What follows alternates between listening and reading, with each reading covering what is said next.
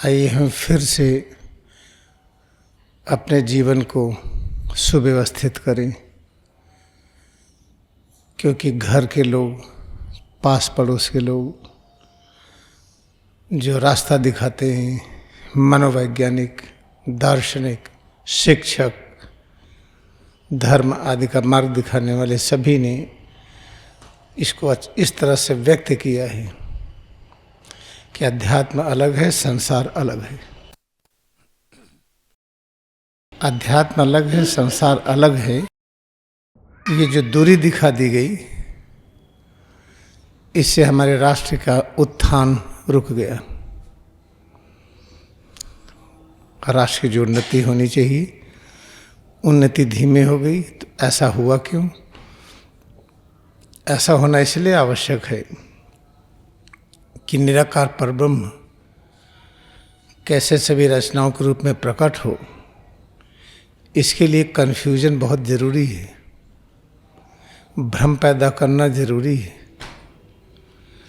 अज्ञानता का महत्व ज्ञान से कम नहीं है, अंधकार का महत्व प्रकाश से कम नहीं है, अविद्या का महत्व विद्या से कम नहीं है। ये सब ऐसा क्यों होता है, इसको जानने के लिए क्रिया योग ध्यान बहुत ही महत्वपूर्ण अभ्यास है। अच्छी तरह से हम विचार करें। जब क्रिया योग ध्यान हम समझेंगे, अभ्यास करते हुए समझिए, पढ़ करके नहीं, सुन करके नहीं। जो सुनिए, पढ़िए, उसका अभ्यास करिए। ऐसी अवस्था में अच्छी तरह से स्पष्ट हो जाता है, क्लियर हो जाता है। जिसे हम संसार कहते हैं, अध्यात्म कहते हैं, आध्यात्मिक शक्ति का ही स्थूल रूप है ये संसार, जिसे हम निराकार प्रभु कहते हैं। निराकार सर्वव्यापी प्रभु ही दृश्य जगत के रूप में है। फिर संसार अध्यात्म दो नहीं है, कैसे दोनों एक है, इसके विषय में अच्छी तरीके से समझना पड़ेगा। कैसे समझेंगे? तर्क वितर्क से नहीं, अभ्यास करके। जैसे सिद्ध हो चुका है, शरीर की कोई भी कोशिका लीजिए, चाहे बहते हुए खून का कोई कण लीजिए, रेड ब्लड सेल्स या white blood cells, monocytes, leucocytes, कुछ भी लीजिए, उससे हम पूरा शरीर बना सकते हैं। कोई भी कोशिका लीजिए, उसको विकसित करके हम सिर से पैर की उंगली तक ये रचना बना सकते हैं। ये सिद्ध हो चुका है। तो ये स्वयं में एक चिंतनीय विषय है कि जो हम अलग अलग देखते हैं कि आँख अलग, कान अलग, दांत अलग, हाथ अलग, पैर अलग, हड्डी, मांसपेशियाँ सब अलग अलग, एक ही परम तत्व है जो सब रूपों में प्रकट हो रहा है। इसलिए शरीर के किसी भी अंश को लीजिए, उससे शरीर बन जाती है। ये बहुत ही महत्वपूर्ण है जानना। इस पर प्रयोग हो भी चुका है। इस पर प्रयोग बहुत अच्छी तरह से हो चुका है। तो क्रिया योग ध्यान इसलिए करना है, जो कहते हैं अध्यात्म अलग, राजनीति अलग, व्यापार अलग, सामाजिक व्यवस्था अलग, आध्यात्मिक व्यवस्था अलग, घर गृहस्थी अलग, साधु संतों का समाज अलग। ये सब जो दूरी दिखाई पड़ती है, ये दूरी आवश्यक है, क्योंकि ये कन्फ्यूजन होने की वजह से ही ये दृश्य जगत है। जिसको ये कन्फ्यूजन खत्म हो गया, जिसको अध्यात्म और संसार एक अनुभव हुआ, दृश्य और अदृश्य जगत एक है, ब्रह्मांड की सारी रचनाओं का मूल तत्व एक है। ऐसी स्थिति में उस व्यक्ति की अवस्था ऐसी हो जाती है जिसका वर्णन हम शब्द से नहीं कर सकते हैं, न लिख करके और न बोल करके। चिंतन करिए महातार बाबा जी, जो अब भी सशरीर विद्यमान है। इसको कोई सिद्ध करे कि सशरीर इस समय विद्यमान कैसे कोई हो सकता है? सिद्ध तो किया जा सकता है, लेकिन सिद्ध करने से शांति नहीं मिलेगी।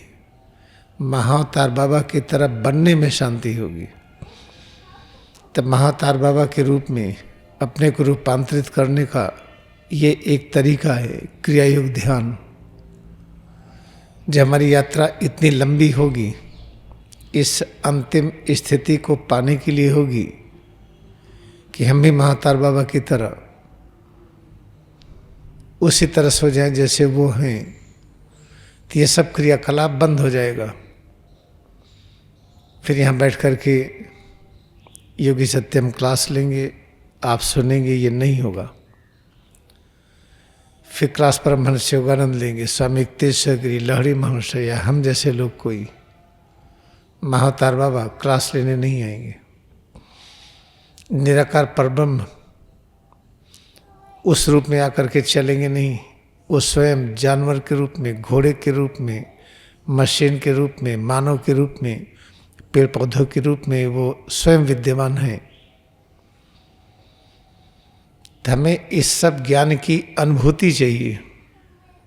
पढ़ करके सुन कर लेने से ज्ञान नहीं, ये बोझ है। कोई चीज़ सुन करके याद करते जाइए कि इसको कहना है, तो ये बोझ है। इसे जब हम खड़े होकर के कोई व्याख्या करते हैं, जैसे कल रामलीला पार्क में लंका क्या है, ये क्या है, वो क्या है, वो तत्क्षण की व्याख्या होती है। पहले से सुन करके पढ़ करके उसकी व्याख्या तैयार नहीं की जाती है। कोई चीज़ पहले से पढ़ करके सुन करके तैयार की जाएगी तो मायावी ज्ञान होगा। तो जब क्रिया योग ध्यान करते हैं, जिस समय जिस ज्ञान की, जिस शक्ति की, शांति के जिस रूप की, आनंद के जिस रूप की आवश्यकता है, वो रूप प्रकट हो जाता है।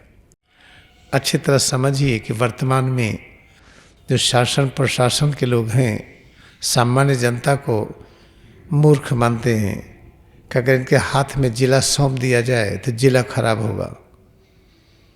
इनको अगर बता दिया जाए कि राष्ट्र की बातें तो सेक्रेसी लीक होगी, खतरा होगा। इस तरह का बेवकूफ़ समझी जाती है जनता, जबकि ये सही नहीं है। इसी वजह से राष्ट्र का विकास नहीं हो रहा है। आज शाम की कक्षा में हम लोग समझेंगे राम किस प्रकार जीवन व्यतीत किए, जिस प्रकार गौतम बुद्ध ने व्यतीत किया, जिस प्रकार ईसा मसीह, मोसेस ने, मोहम्मद साहब ने और जितने लोग पैगंबर की आप कल्पना कर लीजिए,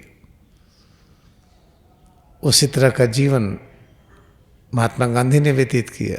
अब आप कहेंगे इनके पास धनुष बाण नहीं था, चक्र नहीं था। वो धनुष बाण चक्र क्या है पता नहीं जनता को, उल्टा पुल्टा दिखाता है, सब उनके पास था।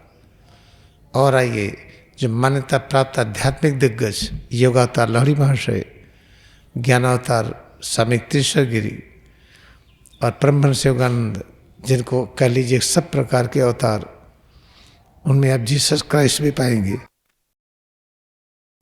भगवान राम भी पाएंगे, कृष्ण भी पाएंगे, महर्षि पतंजलि भी पाएंगे, मोहम्मद साहब भी पाएंगे। तो ऐसा नहीं कि और सब अवतार में नहीं है।